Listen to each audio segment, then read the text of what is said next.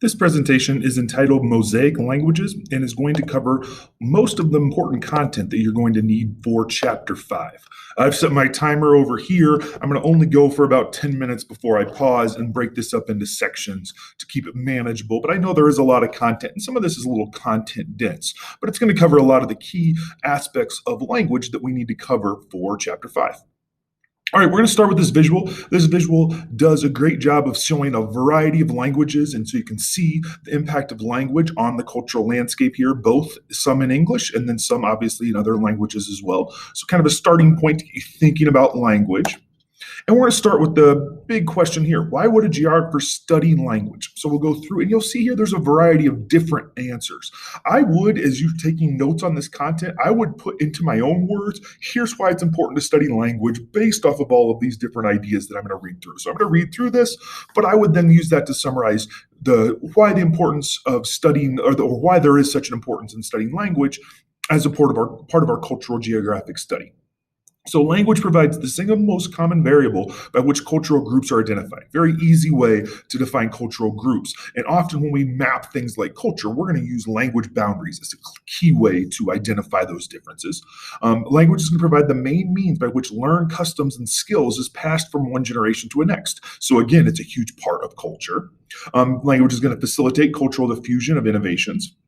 Because language is very spatially, they can reinforce the sense of region and place. And so when we say something spatial, we can map it. We can see where languages are found on the earth, and that can help us better understand this idea of region and place. And then finally, adding a couple terms here that you should be aware of. The study of language is called linguistics. And so when we combine language and geography, we're talking now about geolinguistics. And so we're looking at language and we're doing things like mapping language areas. That would be a great example of geolinguistics. Okay, some of the terminology now. Let's get into some of the different terms. Most of these are key terms for Chapter 5. So our first key term is this term dialect. Dialects are variant forms of a language that have not lost mutual comprehension. So that means you can understand someone that speaks a different dialect. If you encounter someone from the southern part of the United States or from Massachusetts or from New Zealand, they're going to speak a different dialect of English, but you haven't lost comprehension. You can still understand what they're saying, but maybe not everything. You might have to try harder. You might have to pause the video and rewind if a character has a different dialect. So a speaker of English can understand the various dialects of the language. A dialect is distinctive enough in vocabulary and pronunciation to label its speaker. So you could be able to say, oh, I can tell that dialect, that must be someone from South Africa because of the way that they speak English. That's a very South African dialect of English. In some languages, there's about 6,000 different languages on Earth today, but many, many more dialects. And so if you take English as one language, you could think of a variety of dialects that are associated with that one overall language of English. Our next term, so go ahead and find the next term. Our next term is a pidgin language. Pidgin language. A pidgin language results when there is contact between two different linguistic groups. And so you have two different people that need to communicate with one another. And so they come up with a pidgin language for that commerce, for that trade. The language is going to have a small vocabulary that's going to be derived basically in just trying to trade. So speakers of different languages are going to need to come together to use this language to communicate. And the key way I remember this is this point down here, that no one speaks a pidgin language as their primary language. This is just a language you're going to use for trade. No one's going to dream at night in a pidgin language. And so the example I give, and it's not a perfect example, but for years I've had the same person. When I first moved into my house now 10 years ago, this man came up to me as I was moving in and said that he'd worked that house for the previous owner. He'd done yard work and he volunteered his services. I've been hiring this guy. He's from Vietnam. His name is Tien ever since. Tien speaks very little English. I speak no Vietnamese. And yet we can always communicate well enough that he does work for me and that he gets paid by me, which is what he cares about and what I care about. I want my work done. He wants to make sure he can get paid for doing the work, providing the services that he can provide. And so this pidgin language we use to simply communicate things about like how to aerate my yard or get the work done that I need to be done would be an example of a pidgin language, a language just used for commerce. Our next term is lingua franca. Lingua franca is another one of our key terms. A lingua franca is a language that spreads over a wide area where it is not the mother language. So it's not the language that people are going to first learn from their parents and what most people speak on the home, and yet it's spread over that language. So it's a language of communication and commerce.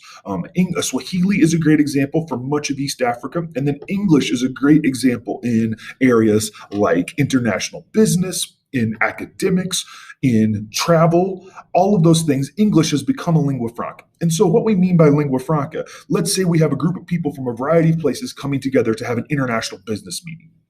And we need to pick one language to use so that everyone can know we're going to use one language. That language that we've selected is a lingua franca.